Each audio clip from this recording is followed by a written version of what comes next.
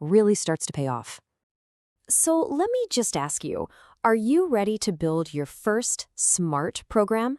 I'm talking about a piece of software that can actually make a decision on its own, because that's exactly what we're about to do right now. Okay, let's get into it. Our mission for today is to build a bot that gives a totally personalized greeting based on the time of day. We're going to take everything we've learned so far, functions, user input, and that if-else logic, and smash it all together into one real program. And look, we've got a super clear 4-step plan to get us there. It's simple. First, we're going to define our logic. Second, we'll ask the user for some info. Third, our program will decide what to say. And finally, it will display the result. Define, ask, decide, display. See? Simple. Let's start building. First up in our blueprint, we're starting with the brain of the whole operation. I like to think of this as our logic box. Now, this logic box is technically called a function. Just think of it like a mini program, a reusable block of code that does one specific job whenever we call its name. This is so key to writing clean and powerful programs because you solve a problem once and then you can reuse that solution over and over again. And here it is, our logic box in action. This is the actual Python code. Let's just quickly break this down. That def keyword, that just means we're defining a function.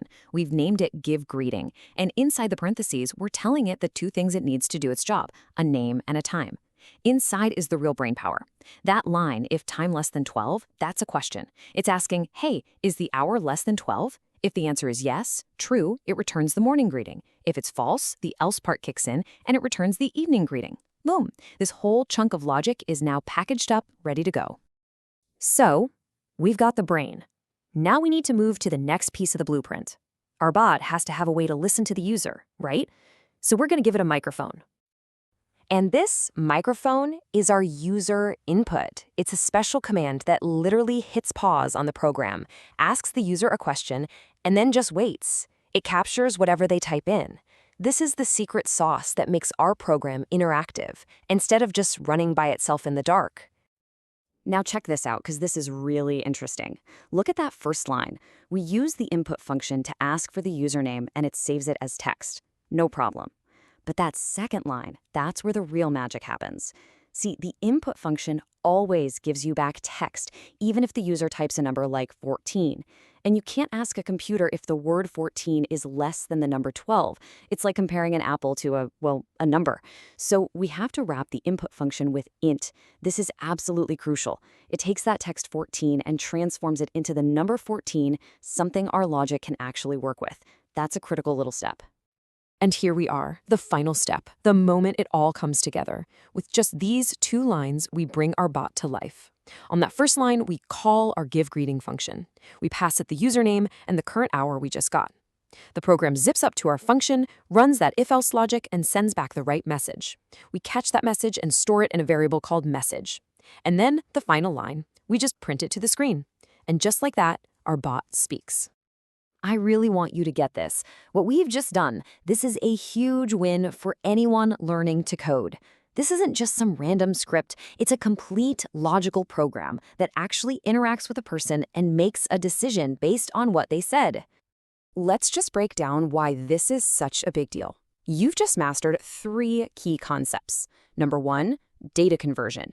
You took text from a user and turned it into a number Python understands. That's huge. 2, code reuse. You built a function that you could now use 1,000 times if you wanted to, without rewriting a thing. And 3, the big one, program logic. You wrote a program that actually thinks. Which leads me to this quote, because it just says it perfectly. Your program actually thinks about the time of day before speaking. It's not just running down a straight line of commands. It's looking at information and choosing which path to take. That, right there, is the absolute heart of what programming is all about. Okay, time for a quick pop quiz. Let's test your understanding. Here's a 30-second challenge for you. If the user's name is Sam and the hour they type in is 14, what's our bot going to say? Think it through based on the code we just looked at. All right, let's walk through it, just like the computer would. The input for the hour is 14. The question inside our function is if time less than 12. So the computer asks itself, is 14 less than 12? And the answer to that is, of course, false. And because that result was false, the program completely skips the if part and jumps straight to the else block, returning that evening message.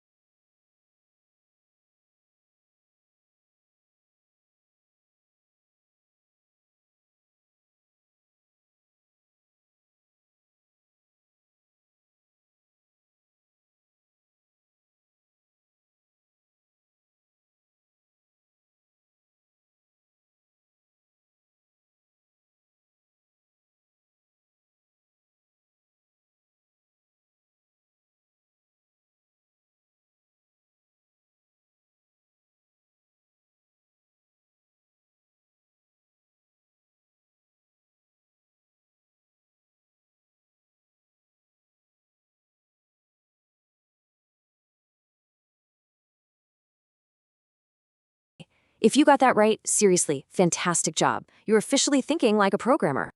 So let's just wrap up with this thought. You've literally built a piece of software that thinks. It takes data, it processes it, and it makes a choice. The question now isn't if you can code, it's what are you going to build next? And that is a wrap on our personalized greeting bot.